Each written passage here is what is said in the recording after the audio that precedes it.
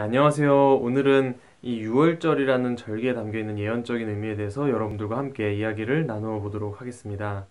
이 유월절이라는 절기는 모세가 이 가나안 땅을 향해 가는 그 여정을 시작하는 의미로서 이 모세의 출애굽 사건의 전반적인 의미를 알고 그것과 연결지어서 살펴보면 이해가 수월할 것입니다.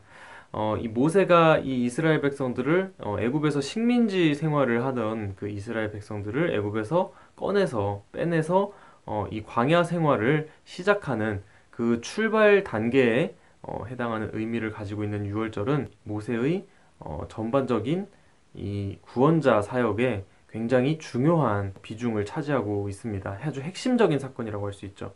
그리고 이것은 1500년 후에 이 예수님께서 온 인류의 죄를 구원하실 이 메시아의 사역 활동을 암시하고 예언하는 그런 성격을 가지고 있다고 할 수 있습니다. 자, 이때 당시에 이 이스라엘 백성들의 모습이 어땠는지를 살펴보면 굉장히 원망과 불평불만이 가득한 모습이었죠.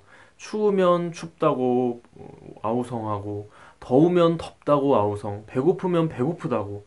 그리고 모세가 그럴 때마다 하늘에서 만나와 메추라기를 내려주고, 그리고 이제 반석에서 물을 내주고, 그뿐만 아니라 홍해까지 가르는 그 기적을 보여줬음에도 불구하고 이 백성들은 끝까지 정신 못 차리고 모세를 계속해서 원망하고 하나님을 시험하는 모습을 보이다가 끝끝내 죽어가는 그러한 비참한 최후를 맞이하는 모습을 보이고 있는 것입니다.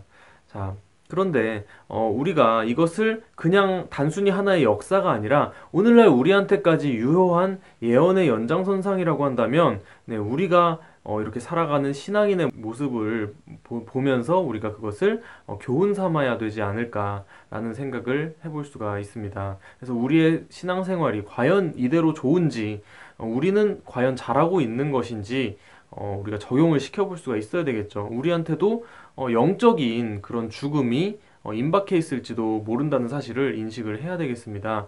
자, 그래서 우리에게 필요한 것이 우리가 진정으로 예수님을 영접한다는 게 어떤 의미인지를 살펴봐야 되겠죠. 우리는 예수님을 그렇게 영접했다고 하는 사람들을 예수님을 믿기만 하면 바로 천국을 구원은 따놓은 당상이라고 생각하고 쉽게 안일하게 신앙생활을 하고 있다는 것입니다. 하지만 성경에서 말하고 있다는 예수님을 영접했다는 의미는 비로소 이 애국과 같은 이 현실과 구분되어서 이 신앙의 첫 출발을 시작했다는 도입을 했다는 의미가 되는 것이고 교회 생활을 시작한다는 것은 이 광야와도 같은 이러한 고생길이 열린 그 현실을 살아가는 그 시작 단계에 진입했다는 것을 의미하고 있다고 볼 수 있는 겁니다.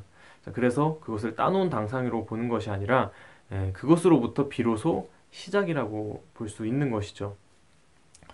자, 근데 이 전체적인 하나님의 구원 섭리를 함축적으로 설명하고 있는 그 절기가 이 유월절이라고 할 수 있는데요.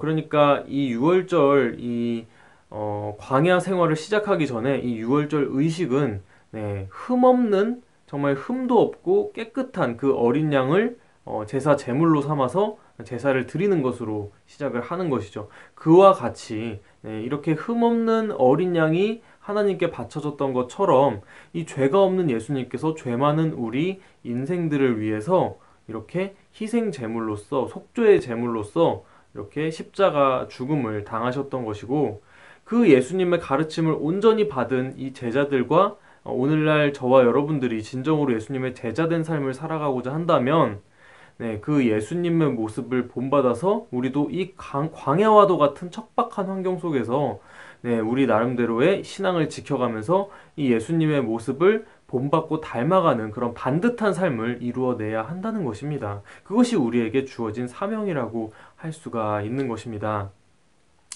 정말 신앙생활 하는 것이 참 쉽지가 않은데요.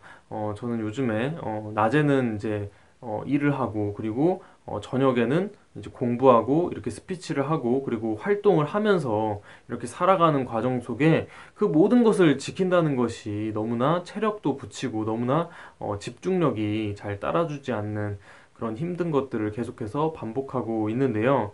이것을 통해서 예전에 목사님께서 정말 교회 일을 하는 것이 신앙인으로서의 삶을 살아가는 것이 이 세상 어떤 일보다 더 복잡하고 어려운 거라고 말씀하신 적이 있는데 그 의미가 무엇인지 조금씩 삶 속에서 실감을 하고 있는 것 같습니다. 이 교회 일을 통해서 얼마나 그동안 제가 짜임새 없이 막 살았는지를 느끼고 있는데 네, 그것이 깊이 느껴지면 느껴질수록 우리가 더욱더 변화를 갈망하게 되는 것이죠. 네, 그 간절함이 우리의 삶을 변화시켜 줄 수 있으리라 믿습니다.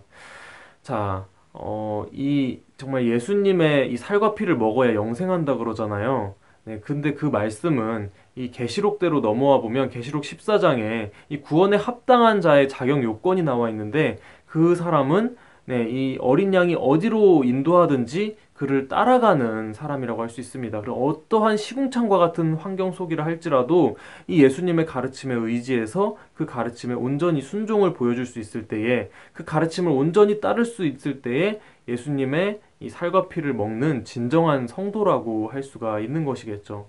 자, 오늘날 이 모든 예언의 말씀들이 이렇게 풀어지고 있는 그러한 중차대한 시점이라고 할 수 있습니다. 네, 이 말씀, 이 성경의 예언의 말씀이 진정으로 우리 삶 속에 믿어진다면 네, 우리가 어떻게 살아가야 할 것인지를 다시 한번 점검을 해볼 필요가 있겠죠. 그래서 이스라엘 때의 이 광야 생활하던 이 백성들처럼 그렇게 마음을 강팍하게 하는 그런 과오를 범하지 말아야 할 것입니다. 그래서 정말 진정으로 마지막 때에 이 예수님의 말씀을 정말 이 예수님의 살과 피를 때를 따르는 양식으로 삼아서 우리가 날마다 주야로 이 성경의 가르침을 묵상하면서 삶 속에서 그렇게 숙성시켜서 그렇게 변화를 힘쓰는 저와 여러분들이 되었으면 좋겠습니다. 감사합니다.